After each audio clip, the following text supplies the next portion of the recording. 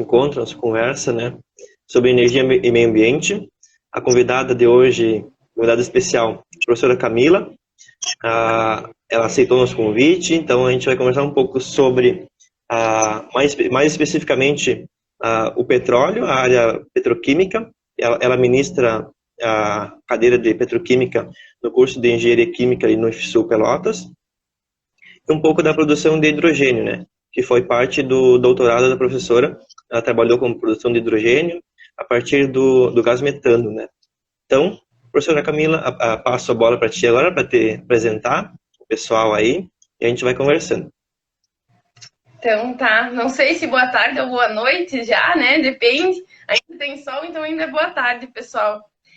Como eu estava comentando antes, né? É uma novidade a gente vir aqui discutir através de lives, através do Instagram, esses temas, mas energia e meio ambiente eu acredito que é um tema muito importante tanto para a engenharia química quanto para a comunidade geral, uma vez que diretamente na vida de toda a população, né?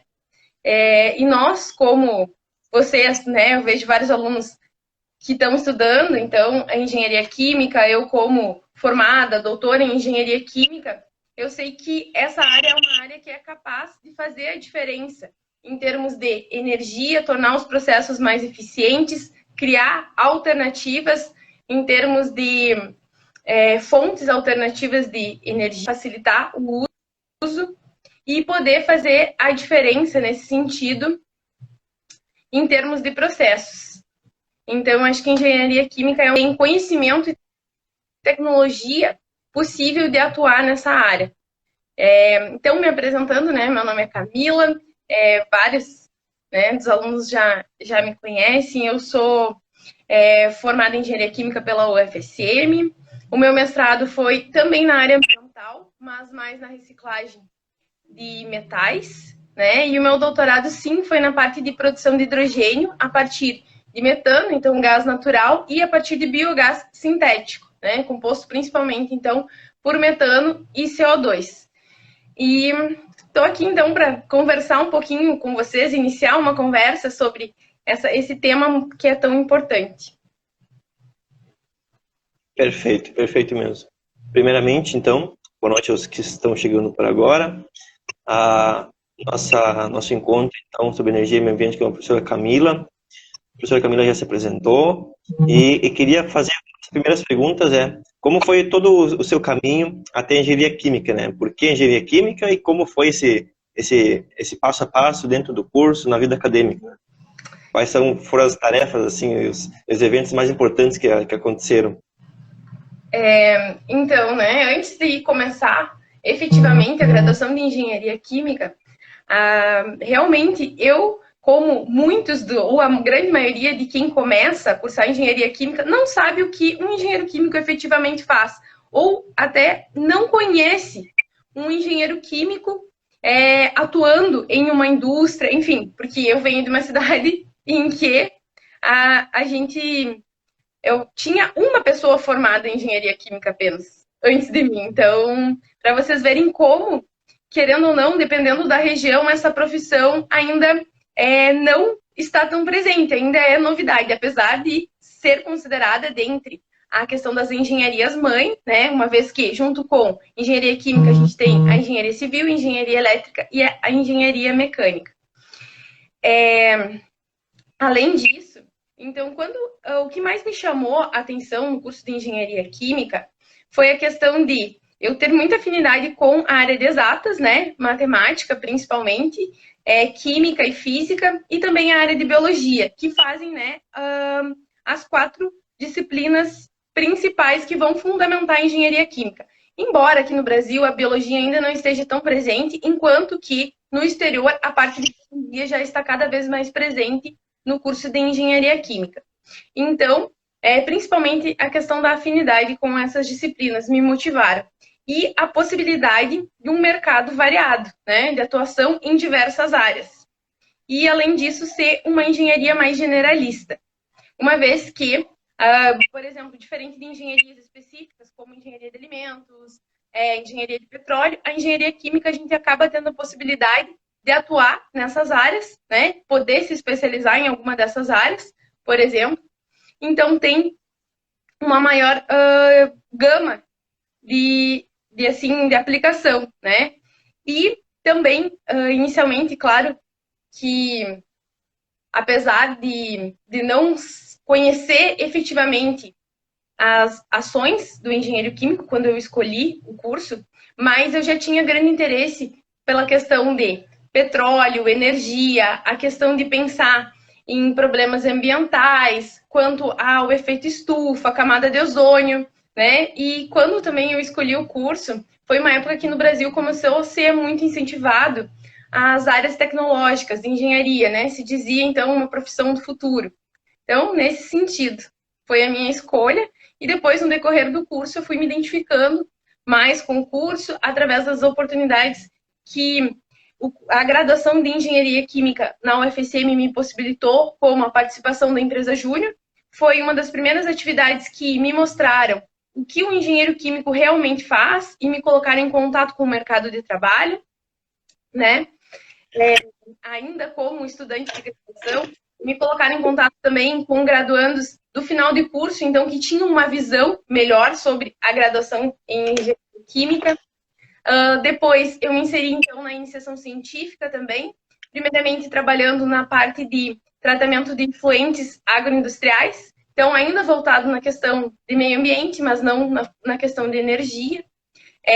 Também participei de iniciação científica na parte de reciclagem de metais, que deu origem ao meu mestrado, né? Cobalto e lítio, de baterias de celulares. Eu estudei essa extração ainda na iniciação científica. E o meu estágio, então, foi na Refap, né? Numa refinaria, então, de petróleo. E eu já tinha grande paixão, grande apreço, né? Por essa área relacionada ao petróleo. E quando eu fiz o meu estágio, isso só se concretizou. Porque realmente é uma área que eu gosto e dentro do estágio, na refinaria, a gente tem muitas possibilidades de contato, assim, com a maioria dos equipamentos que a gente vem estudando durante o curso, em termos também de processos, né, que muitas vezes no curso parece tão teórico e tão abstrato, e durante o estágio a gente tem a oportunidade de realmente atuar nesse sentido. Sim. Então, a construção até iniciar no curso, né, foi um encontro a cada dia, digamos assim. Eu vejo por mim, por alguns colegas, alguns estudantes, alguns relatos, né, que a engenharia química, ela encontra com o aluno a cada dia, a cada aula, assim. Então, foi a mesma coisa, praticamente. Com certeza, Vinícius. Na realidade, é um aprendizado, um desafio, e ao mesmo tempo é uma oportunidade de ir se conhecendo e conhecendo as áreas do curso que a gente tem afinidade, né? Sim, exatamente. E a parte da empresa júnior ali, nosso curso da Engenharia Química no IFSU tem uma empresa júnior, né, Equaliza Engenharia. Ela está atuando agora com alguns alunos no curso, está em fase de desenvolvimento, crescimento, né? E tu considera que foi importante, sim, para ti como profissional hoje, naquele tempo lá como acadêmica? Sim, com certeza, né? Tanto que eu oriento a empresa Júnior no IFSU e oriento justamente por eu acreditar nesse projeto, né? No quanto ele pode fazer a diferença na vida de vocês alunos, uma vez que principalmente quando a gente entra no curso de engenharia química, a gente se depara somente com disciplinas básicas, né? E essas disciplinas básicas, elas acabam não nos dando a real ciência do que efetivamente a gente vai fazer como engenheiros químicos, né? Como eu tive a oportunidade de participar da empresa Júnior logo no início do curso, né? Entre o segundo e terceiro semestre, eu encarei a empresa Júnior como uma oportunidade motivacional, uma vez que eu pude vislumbrar um propósito no sentido de querer ser engenheiro químico e no que futuramente eu atuaria, né? Então, nesse sentido, é muito importante e é muito importante para que a gente possa ter esse contato com o mercado de trabalho, colocando em prática, né, os conteúdos teóricos que às vezes parecem tão distantes da prática que a gente vai tendo no decorrer do curso. Além, é claro, do que vem sendo muito cobrado, que é a questão do desenvolvimento de soft skills, de gestão, né, de organização empresarial, organização de uma empresa. E isso tudo a gente pode ter contato dentro da empresa júnior. Sim, a gente vê com os estudantes que fazem parte da empresa júnior, né? E esses requisitos, as soft skills, né? Bem cobrados hoje em dia, são bem desenvolvidos, né? São bem trabalhados. E sobre a experiência na Petrobras, né? Na parte do petróleo ali, o que tu acha, assim, que influenciou na cadeira de petroquímica, assim, para o curso? Te ajudou? Como é que funciona? Como é que funcionou? Então, eu vou citar, para ti, eu poderia citar N exemplos, tá? Mas eu vou citar o exemplo Sim, que deu ontem. Que ontem eu estava ministrando petroquímica, né? Para a turma de graduação em engenharia química. E é diferente quando a gente ministra uma disciplina em que realmente a gente conhece os equipamentos, conhece a prática, tem a oportunidade de ter essa vivência. E durante a minha aula tem uma das alunas que trabalha numa refinaria. E depois das explicações que eu dei sobre o petróleo, as caracterizações, o quanto a composição química influencia na questão da definição das condições operacionais, né, o perfil do petróleo vai influenciar, ela falou que tudo que eu expliquei realmente existia no dia a dia deles. Né? Então, só para vocês terem uma ideia do quanto é importante e é gratificante a gente poder ensinar algo que a gente participou da teoria, mas a gente pôde participar da prática também, né? Então, assim, sim, quando surgiu a oportunidade de ministrar petroquímica para a graduação é eletiva, né? Então, foi uma escolha minha ministrar.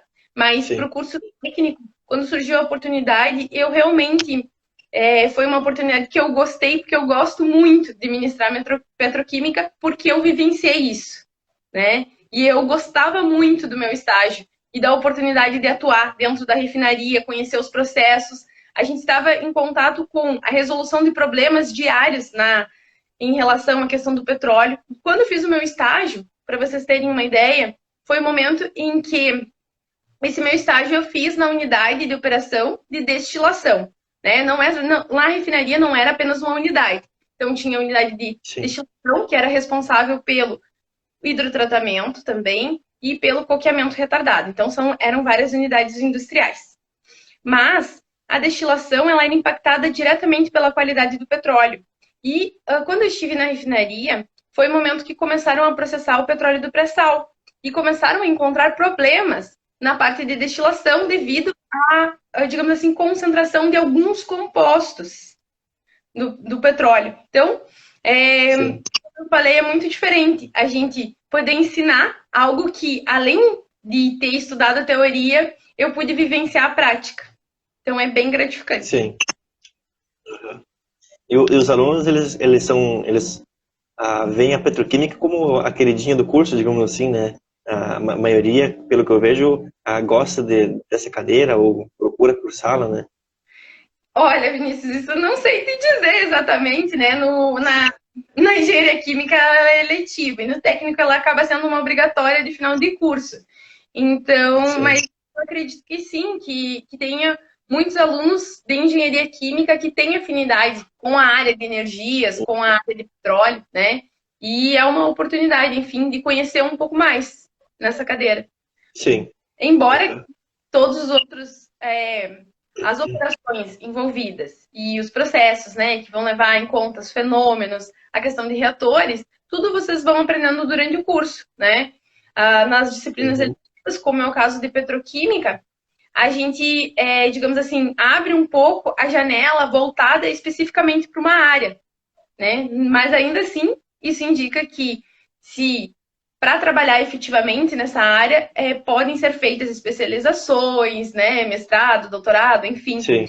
é importante. Mas ela abre o caminho nesse sentido. E a gente discute um pouco mais sobre os processos envolvidos e aplicados, né? Tanto na indústria de Sim. petróleo Uhum. quanto na indústria petroquímica. Sim. E entrando nessa parte do petróleo, né, como combustível fóssil, ele é uma fonte de energia, é um recurso que vai se esgotar e não é renovável, né, até onde a gente sabe. E o que isso pode gerar para o nosso futuro, assim? O que a senhora poderia dizer sobre isso? Então, se vocês forem dar uma pesquisada na literatura, vocês vão ver que hoje a matriz energética ainda mundial e no Brasil é baseada em petróleo, majoritariamente, certo? Mas nos últimos anos vem se descobrindo outras reservas, né? Vocês viram que, por exemplo, em termos de Brasil, foram descobertas as reservas do pré-sal e foram desenvolvidas tecnologias específicas para se explorar esse petróleo do pré-sal, né? Mas sim, é uma fonte de energia esgotável, né? E além de ser uma fonte de energia esgotável, tem toda a questão da poluição e do efeito estufa atrelado à utilização do petróleo, né? A utilização dos seus derivados. Então, o que eu acredito, né? Como assim um futuro que que o petróleo vai acabar? Não necessariamente que o petróleo vai acabar, mas uma diversificação da matriz energética. É isso que eu acredito. O petróleo vai simplesmente deixar de ser usado? Não é exatamente isso que eu acredito, que de um dia para a noite simplesmente não vamos mais utilizar. Não. Eu acredito que uma alternativa é a diversificação da matriz energética, ou seja, se investir cada vez mais em fontes de energia alternativa.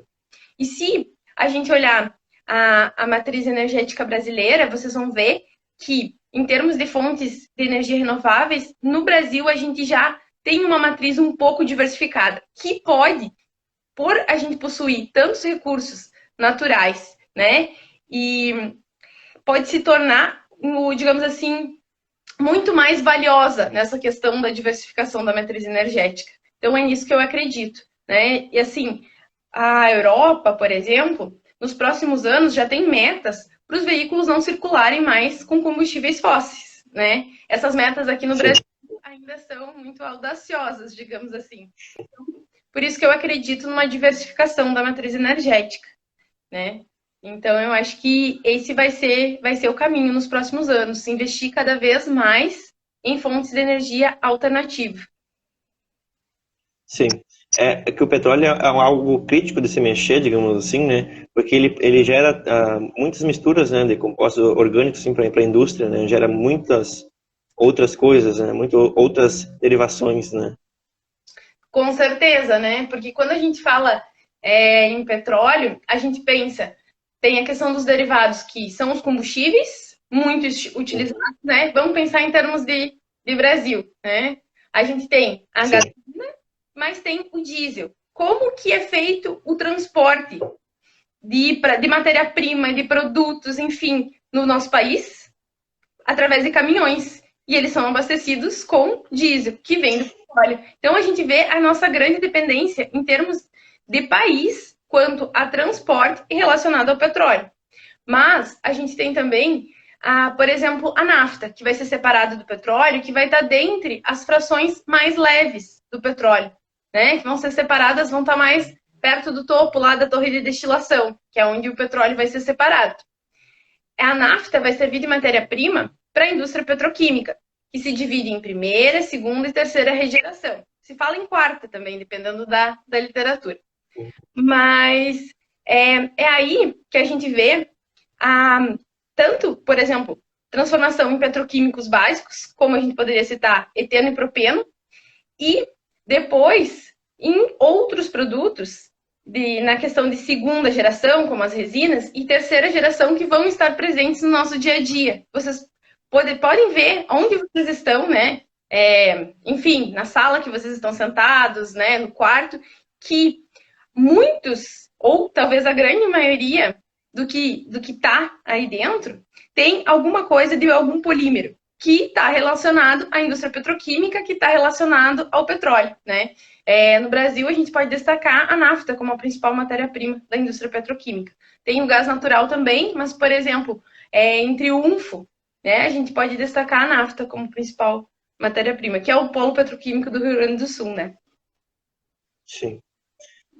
Mas de tantas qualidades, assim, né? Tantos objetos, tantas coisas que a gente vê, utiliza no dia a dia, assim, há anos, né? O petróleo também ele é bastante nocivo ao meio ambiente, né? Sim. Tanto que vocês podem acompanhar a questão de vários desastres ambientais que vieram ocorrendo, relacionados, por exemplo, a derramamento de óleo, né? Porque a gente tem no petróleo, o petróleo é uma mistura de hidrocarbonetos, mas que contém, além desses hidrocarbonetos, impurezas, que a gente pode destacar hoje como uma das principais, o enxofre. E dentro desses hidrocarbonetos, por exemplo, a gente pode destacar o benzeno, anéis aromáticos, enfim, que são compostos tóxicos, né?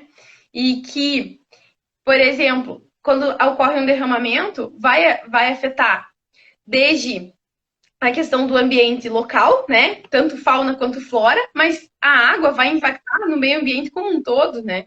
Então, por isso que é muito importante se trabalhar com segurança, né? Com condições operacionais seguras. E por isso que no momento que se trabalha com essa cadeia de exploração do petróleo e refino do petróleo, se tem que prestar atenção extremamente nessa questão de segurança de processos, né? Sim, é bem importante. Tanto que a engenharia química, ela trabalha algumas questões assim, né? Tem algumas cadeiras que relevam esses parâmetros, né, para trabalhos na indústria e de cuidados com o meio ambiente também, né? Sim, com certeza.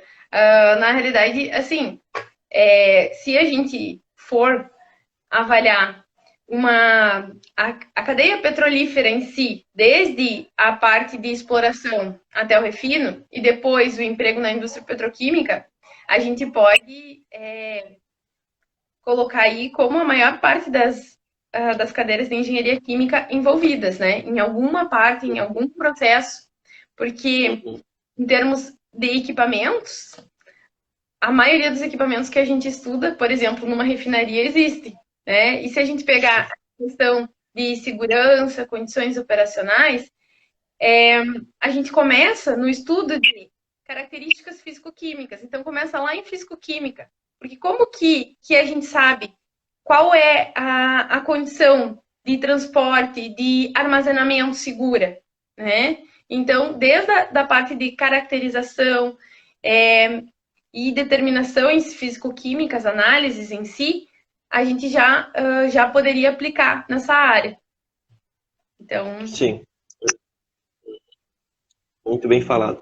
Para o pessoal que está entrando aí, a gente está em uma conversa aqui, bate-papo com a professora Camila, sobre energia e meio ambiente, focando mais na questão de petróleo e produção de hidrogênio a partir do gás metano, né?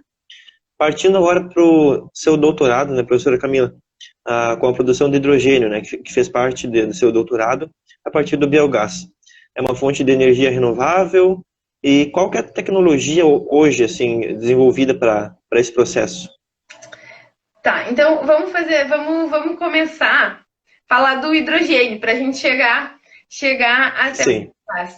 Hoje, o hidrogênio ele é tradicionalmente produzido a partir da reforma a vapor do metano, né? Então, por exemplo, na própria Refap havia a produção de hidrogênio a partir do metano por meio desse processo de reforma a vapor. Esse processo ele vai emitir uma quantidade significativa de CO2. Então, nesse sentido, e além disso, eu preciso purificar o hidrogênio para, digamos, se eu fosse aplicar numa célula de combustível, né? Quando a gente produz através da reforma a vapor, esse hidrogênio não sai puro, ele precisa passar por um processo de purificação, tá? Então, esse seria o processo tradicional. Durante o meu doutorado, eu estudei duas formas alternativas de produzir o hidrogênio.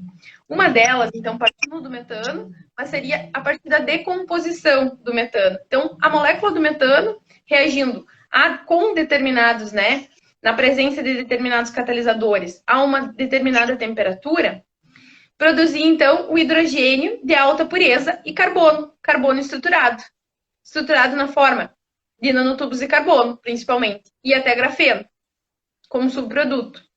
E a outra, o meu outro estudo foi focado na parte, então, de obtenção do hidrogênio a partir do biogás, mas o biogás sintético, né? O biogás, ele é sim considerado uma fonte de energia renovável, uma vez que ele poderia ser obtido do lixo, né? O biogás é composto majoritariamente por metano e CO2, então, Sim. alcançar quase 70% de metano, né? E ele pode ser produzido, então, a partir do lixo. Principalmente, por exemplo, se a gente fosse localizar hoje no Brasil locais próximos que vêm desenvolvendo a questão de produção do biogás, a gente poderia destacar o Paraná. Né? É um estado em que, principalmente,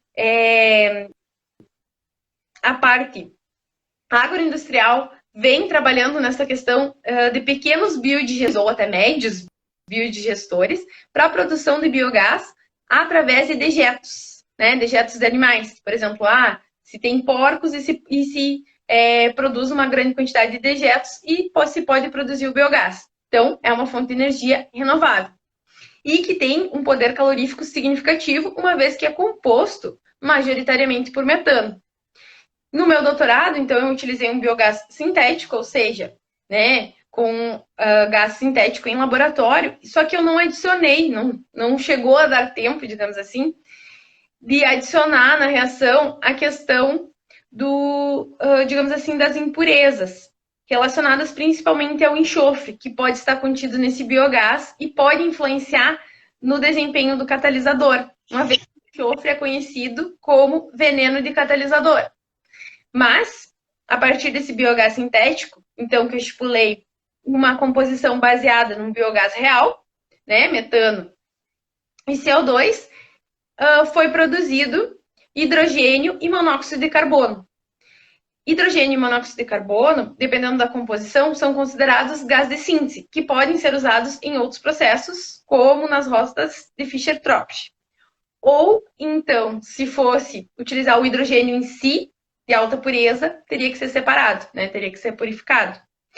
Mas, hoje, industrialmente, esse processo ainda não é aplicado. Ainda está em fase de estudos, né? Envolvendo a questão de gasto energético, a questão da possibilidade de utilizar um gás real ou não, colocar essas impurezas, verificar qual vai ser a influência no catalisador em si. Então, ainda estamos em estudos. Por isso que eu quis destacar para vocês como o hidrogênio é produzido hoje de forma industrial, né? Na maioria dos casos, sim, a partir da reforma a vapor do metano. Dando uma pausa, fala para o pessoal só que se tiverem alguma dúvida sobre o petróleo, sobre essa parte do doutorado da professora Camila, pode mandar aí que a gente vai conversando no final também. E sobre esse desenvolvimento do catalisador que a senhora desenvolveu, né, em seu doutorado, como é que foi, assim? Pode dar uma palhinha para nós? Então, né, puxando para o lado da engenharia química, a catálise, a gente pode relacionar ela muito com as disciplinas de reatores, né? E no grupo de pesquisa que eu atuei durante o doutorado, eles já desenvolviam, então, catalisadores. É um grupo de catálise, CAT, que é um laboratório da URGS, do Departamento de Engenharia Química da URGS.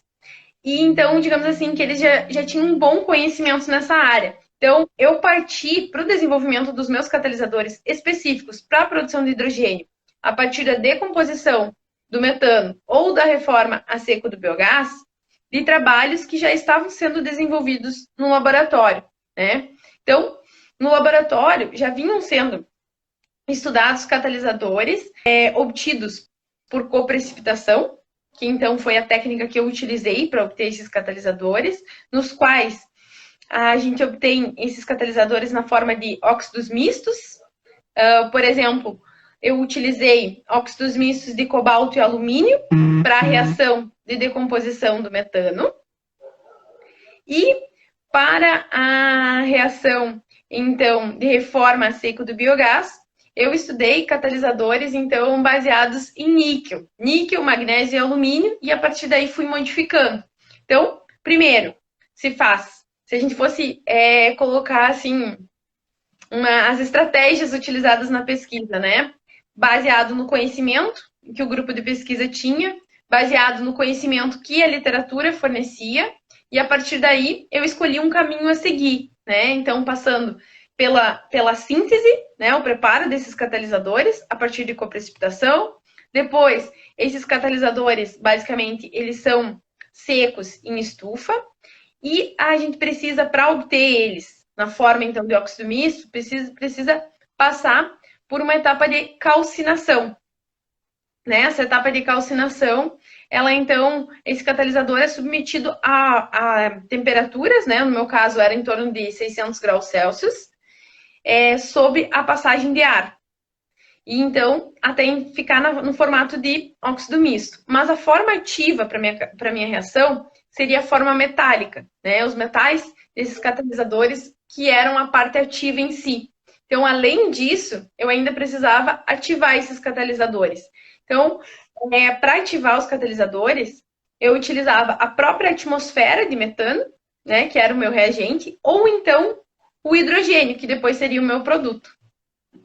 Sim. Que seria o produto final que tu esperaria, digamos assim. Isso, exatamente. Certo. E para as vantagens, né? A gente vê muita vantagem nessa produção de hidrogênio. Qual que é as vantagens para o meio ambiente também e como geração de energia renovável, digamos assim? Então, em termos de hidrogênio, né, se a gente pegar o poder calorífico dele por massa, é extremamente elevado, certo? Então, em termos de energia, altamente significativa. E a gente pode dizer que é a energia mais limpa. Por quê? Porque a combustão do hidrogênio vai produzir apenas água. O hidrogênio vai reagir com o oxigênio e vai produzir água. Então, é uma combustão completamente limpa. Mas, hoje, ainda em termos de produção de hidrogênio e implementação da utilização como energia em si, a gente ainda tem barreiras, tanto de processos, como eu falei para vocês, o processo atual produz CO2, né, na produção de hidrogênio, ou outros processos que ainda estão em estudo têm questões energéticas relacionadas, porque, por exemplo, há estudos como produzir hidrogênio a partir da eletrólise da água, ou seja, a partir da quebra da molécula de água. Vêm sendo desenvolvidos catalisadores para isso também. Mas a gente tem a questão energética envolvida para essa quebra da molécula de água. Então, hoje, ainda em termos de processos industriais, esses mais limpos de produção de hidrogênio ainda não são viáveis, mas vêm sendo estudados para futuras aplicações, né? Tem muito trabalho sendo desenvolvido nessa área. E outra questão também importante é a questão do armazenamento do hidrogênio, da segurança da armazenamento, que isso também vem sendo estudado, né? Como transportar ou como utilizar ele num veículo de forma segura, digamos assim. Sim. Esses seriam alguns dos obstáculos para uma maior produção e teria mais alguns outros assim, mais relevantes ou que impedem a produção, digamos assim? Se a gente pensar em produção industrial hoje, ela existe em grande quantidade, mas para determinados fins, né? Não para o uso direto de energia. Por exemplo, na refinaria, o hidrogênio ele é utilizado para remover o enxofre, principalmente dos derivados do petróleo, principalmente, por exemplo, do diesel. Né? Vocês vão lá no posto de gasolina e vão ver que tem o diesel S10. Né? S10 Sim. quer dizer a concentração do enxofre, 10 ppm. O hidrogênio é utilizado para isso. Mas, assim, digamos assim, para ampliar a utilização do hidrogênio como fonte de energia em si, a gente ainda tem essa questão de adaptação do processo, adaptação dos equipamentos para a utilização, né, principalmente relacionada a essa questão do transporte, e para tornar o processo de produção do hidrogênio tanto mais eficiente, talvez, e mais, poderia dizer, sustentável e, digamos assim, menos poluente, a gente ainda tem um caminho a vencer. Por isso que vem se estudando o desenvolvimento de catalisadores específicos para esses processos. Né? Quando a gente fala de energia e meio ambiente, a gente pode destacar a catálise como sendo uma área possível de auxiliar na minimização dos efeitos, ou melhor, dos impactos indesejáveis no meio ambiente. Sim. Mas então é para um futuro próximo, né? já está em estudo, em pesquisas, né? Para um futuro próximo. Com certeza, a implementação no exterior, ela vem forte, digamos assim, nos próximos anos. Aqui no Brasil, a gente ainda pode esperar um pouco mais, talvez, infelizmente, né? Mas vem sendo estudado. Nas nossas pesquisas, às vezes a gente encontra sobre o hidrogênio duas classificações, podemos dizer assim, o hidrogênio verde e o hidrogênio tradicional, né? Quais as diferenças assim que a senhora poderia nos falar assim? O que muda desses dois assim? Se cabe a essa pauta? Né? Sim, tá principalmente relacionado com o processo de produção, né? Por quê? Esse hidrogênio tradicional vem da reforma a vapor do metano. O que é o metano? Metano é gás natural. Gás natural, ele pode ser encontrado associado ao petróleo ou em um poço produtor de gás natural. Então, querendo ou não, é uma fonte fóssil, né? Esgotável. Então, por isso, o tradicional e o não verde. O verde, ele vai estar relacionado a um processo de produção, por exemplo, de algo menos poluidor ou de uma fonte renovável. Então, fonte renovável, a gente poderia citar o biogás como sendo matéria-prima para o hidrogênio. Poderia citar também a questão da água, sendo fonte de hidrogênio no sentido de eletrólise da água. Então, está principalmente relacionada à questão do processo, né, a essa classificação, e a questão também da matéria-prima ser renovável ou não. Sim. Com a palavra verde a gente já linka algumas coisas, né? Essa coisa do meio ambiente, do renovável, né? Muito bem. Boa noite às pessoas que entraram recentemente ali. A gente está finalizando a nossa conversa sobre energia e meio ambiente com a professora Camila. Professora Camila, agora, se você tiver mais alguma coisa assim a complementar sobre o petróleo, a área do seu estágio, petroquímica, né? A cadeira, ou a produção de hidrogênio como parte do seu doutorado, é contigo agora. As perguntas se encerraram. Se o povo aí não tem mais nada para perguntar, né?